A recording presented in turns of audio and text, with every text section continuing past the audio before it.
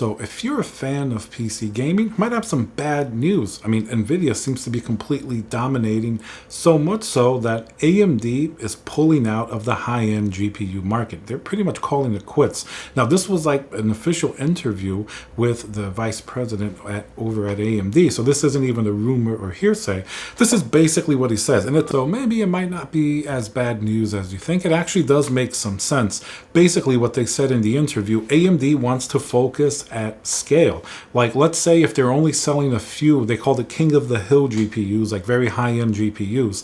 If they're only selling a few of those, like 10% of the market or something like that, basically for those GPUs, you're not going to have that many developers optimizing for AMD because it's going to be only people who can afford expensive products. Even if they have, very, very impressive specs and they technically perform really well, you need the software optimization and you need developers. And they're not going to be that interested if it's only a couple of people with high-end GPUs.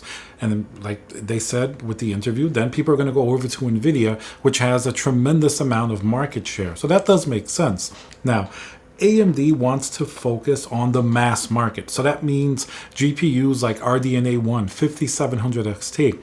Remember that? They didn't have any competitor to the high-end Nvidia GPUs like the 80 and 90 series GPUs. That one pretty much competed at the mid-range and below.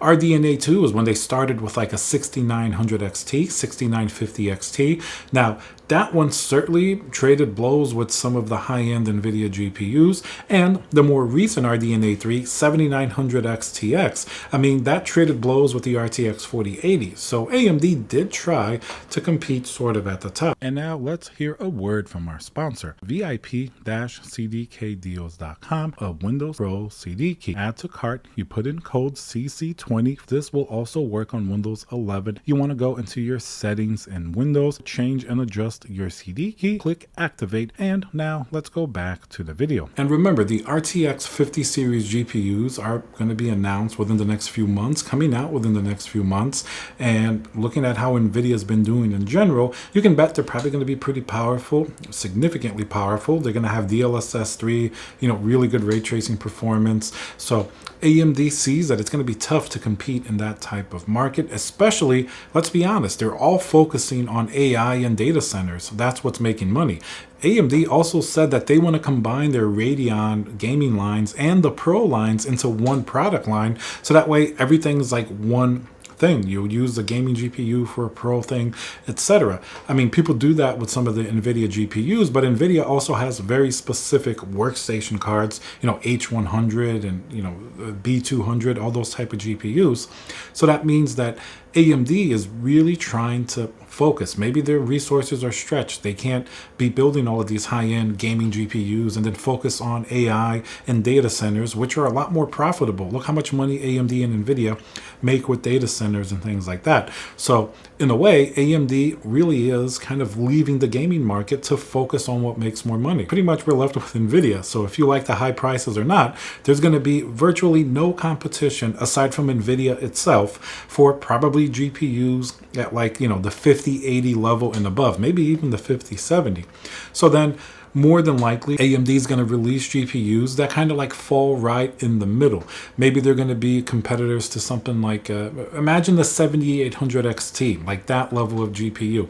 And that GPU was good for $499, 16 gigabytes of VRAM, and then it competed with the 4070, which was $100 more expensive, actually really well.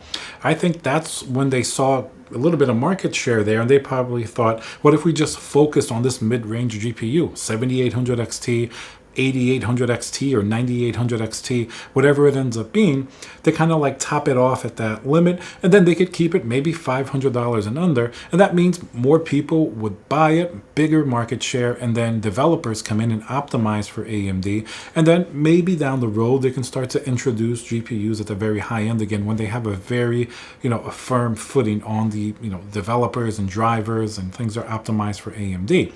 But we'll see if that will ever happen, because if you give Nvidia this much of a lead, considering how strong Nvidia currently is doing, Nvidia may just run away with the game completely, and they're going to be so overpowered, nobody's going to be able to catch up. That's kind of what's happening right now in AI.